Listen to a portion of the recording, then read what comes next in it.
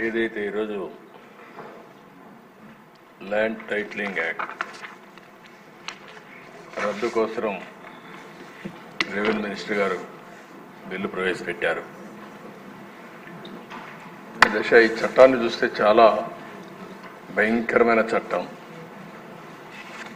ఏ మాత్రం కూడా ఆలోచించకుండా ఈ చట్టాన్ని తీసుకురావడం చాలా సమస్యలకు దోహదం చేసింది. ఎన్నో రోజులుగా లాయర్స్ అయితే ప్రజలను చైతన్యవంతులు చేస్తూ ఎక్కడికక్కడ ఆందోళన చేశారు.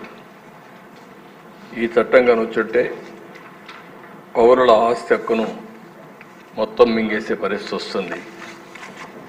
ఇప్పటికే అధ్యక్ష రాష్ట్రంలో ఎప్పుడూ లేనంత ఈ భూ వివాదాలు పెరిగిపోయినాయి. చాలా దిక్కలు ఇప్పుడు నా నియోజకవర్గం కుప్పం నియోజకవర్గంలో చూస్తే ఎప్పుడూ నాకు ఒక్క కంప్లైంట్ కూడా రాలేదు. 40 ఏళ్ళ నుంచి నేను అక్కడ సీఎంగా, ముఖ్యమంత్రిగా, ఎమ్మెల్యేగా, ప్రతిపక్ష నాయకుడిగా ఉన్నాను. ఈ 5 ఏళ్లలో జరిగిన అవకతవకలు ఆ నియోజకవర్గంలో ఎక్కువ కంప్లైంట్లు వచ్చేది భూ వివాదాలపైన వచ్చాయి. నేను చిన్న చిన్న మీటింగ్లు పెట్టుకొని మాట్లాడేటప్పుడు ఏదైతే 22A ఎవరైనా భూమి ఉంటే దాని పక్కన 22A అని వేసేస్తే అది ప్రభుత్వ భూమి అయిపోతుంది. అక్కడి నుంచి ఎవరైతే సెటిల్మెంట్ చేసుకోవాలనుకుంటారో వీళ్ళందరూ రావడం, నెగోషియేషన్స్ మొదలు పెడతారు. లేకపోతే ఇది గవర్నమెంట్ భూమి అవుతుంది. మనం కానీ ఒప్పుకుంటే, వాళ్ళు ఒప్పుకుంటే దాన్ని ఆటోమేటిక్గా మళ్ళీ ప్రైవేట్ భూమి కింద 22A తీసేసి మళ్ళా ప్రైవేట్ భూమి కింద సెటిల్మెంట్ చేసుకునే పరిస్థితికి వచ్చారు. అధ్యక్ష టెక్నాలజీ కూడా చాలా ప్రమాదం. నేరస్తుల దగ్గర టెక్నాలజీ ఉంటే మొత్తం మార్చేయడం, రికార్డులు మార్చడం చాలా ఈజీగా అయిపోయే పరిస్థితి వస్తుంది. ఇప్పుడు దానికి తోడు మీరు చూస్తే అధ్యక్ష ఇటీవల కాలంలో ఇవన్నీ కూడా సెంటిమెంట్స్ ఉంటాయి. భూమి అనేది తరతరాలుగా వారసత్వ ప్రకారం వస్తుంది. మా తాత, మా ముత్తాత ఇచ్చిన భూములు ఇప్పుడు కూడా మాకు వస్తూ ఉంటాయి ఆ కుటుంబానికి. అలాంటి భూమిలో పట్టాదారు పాస్ పుస్తకాలు ఇవ్వడం ఆనవాయితీగా పెట్టుకుంటాం. రాజముద్రేస్తాం అంటే ప్రభుత్వం ముద్రేసిస్తాం.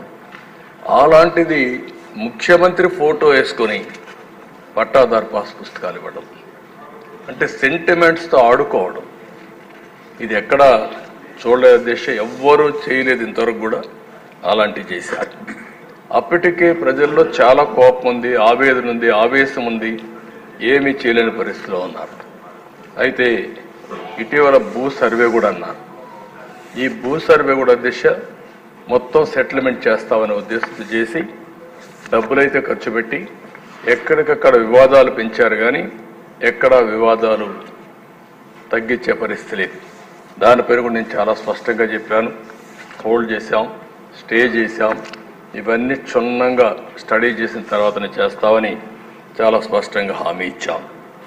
అధ్యక్ష ఈ చట్టం వల్ల పౌరుల ఆస్తి మొత్తం లాగేసే పరిస్థితి వస్తుంది. అంటే ఇంకా రాను ఇందులో మీరు చూస్తే అధ్యక్ష వెరీ ఇంట్రెస్టింగ్. నేను అన్ని మీటింగుల్లో మాట్లాడాను. కనీసం ఒక్క మాట మేము ఇది చెయ్యము, ఇది ఉద్దేశం లేదని ఒక్క మాట చెప్పలేదు. అంటే ఇందులో చూస్తే భూ వివాదంలో 533 సివిల్ కోర్టు అధికారాలని సెక్షన్ 335 నిషేధిస్తుంది. అంటే ఇంక అధికారం లేదు. ఎక్కడికి పోవాలి? నేరుగా హైకోర్టుకి వెళ్ళాలి. ఎంతమంది హైకోర్టుకి వెళ్ళగలుగుతారు? అంటే ఇక్కడ ఏ విధంగా పెట్టారో మనకు దీన్ని బట్టి అర్థమవుతుంది. ఇంకొక పక్క ఏ వ్యక్తినైనా ల్యాండ్ టైటిలింగ్ ఆఫీసర్గా నియమించుకోవచ్చు 5(1). అంటే ఇప్పటికే మనం చూస్తున్న సాక్షిలో పనిచేసే అందరినీ తీసుకొచ్చి ప్రభుత్వంలో పెట్టారు. రేపు కూడా వీళ్ళ గుమస్తాలు మొత్తం తీసుకొచ్చి ఇక్కడ పెట్టేస్తారు. వాళ్ళ గుమస్తాలు పెడితే మన జాతకాలు వాళ్ళు రాస్తారు. ఏమవుతుంది అధ్యక్ష? అదే రికార్డు మీరు ఒకసారి చూస్తే ఎవరైనా సరే ఈ భూమి నాదని ఒక పిటిషన్ పెడితే ల్యాండ్ ట్రిబ్యునల్కి వెళ్ళిపోతుంది. ఇంక ట్రిబ్యునల్కి వెళ్ళిపోతుంది, ఆర్బిట్రేషన్. అంటే ఇంకా మన చేతుల్లో లేదు ఇది. అంటే మీరు వివాదాలు పరిష్కారం చేయవలసిన ప్రభుత్వం ప్రైవేట్ ఆస్తులను లాగేయడానికి ఎత్తుగడేసే పరిస్థితికి వచ్చారు. ఇవన్నీ కూడా దిశ ఒకటి రెండు కాదు. ఇందులో మనం చూస్తూ ఉంటే భారత వారసత్వ చట్టం రాజ్యాంగంలోని ఆర్టికల్ 21, 246, 300కు విరుద్ధంగా ఉంది. ఇంకో పక్క ఈ సెక్షన్లో ఉండేటువంటి ఈ చట్టంలో ఉండే సెక్షన్లు 10, 13, 14, 15, 25, 34, 36, 46 రాజ్యాంగ విరుద్ధంగా ఉన్నాయి. ఇవే కాకుండా ఈ చట్టాన్ని అమల్లోకి తెస్తూ జారీ చేసిన జీవో నెంబర్ 512 రహస్యంగా దాచిపెట్టారు. మనం అడిగితే దానికి సమాధానం కూడా చెప్పలేని పరిస్థితి వచ్చారు. ఇలాంటివన్నీ చూసిన తర్వాత దిశ చాలా ప్రమాదకరమైన చట్టం. నేను మిత్రులు పవన్ కళ్యాణ్ గారు కూడా కొన్ని మీటింగుల మీద చాలా స్పష్టంగా హామీ ఇచ్చాం. మేము వచ్చిన వెంటనే ఈ చట్టాన్ని రద్దు చేస్తామని చెప్పాం. ప్రజలు నమ్మారు. ఎంత భయంకరంగా అంటే దిశ ఒక అభద్రతా భావనకు లోనయ్యారు.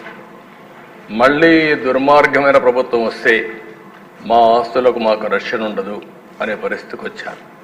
అధ్యక్ష కొంతమంది ఇక్కడి నుంచి అమెరికాకి వెళ్ళారు, వాళ్ళకి భూములు ఉన్నాయి, వేరే దేశాలకు వెళ్ళారు, వేరే రాష్ట్రాలకు వెళ్ళారు.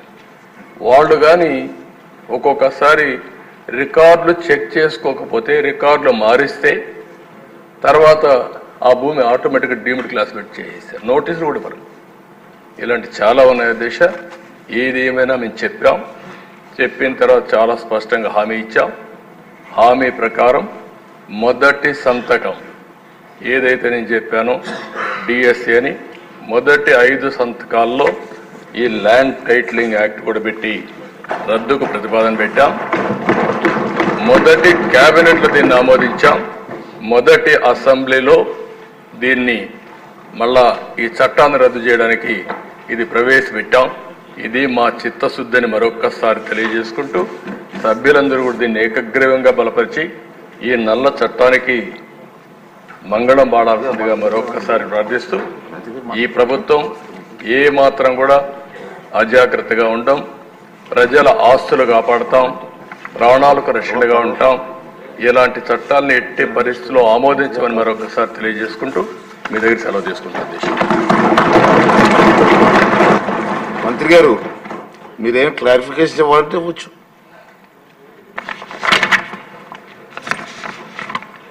అందరూ కూడా ఏకగ్రీవం హర్షించారు అధ్యక్ష. ఎందుకంటే రిపీల్మెంట్ అనేది ఈ యాక్ట్ ఒక రిపీల్మెంట్ ఎంత అవసరమో సామాన్య మనిషితో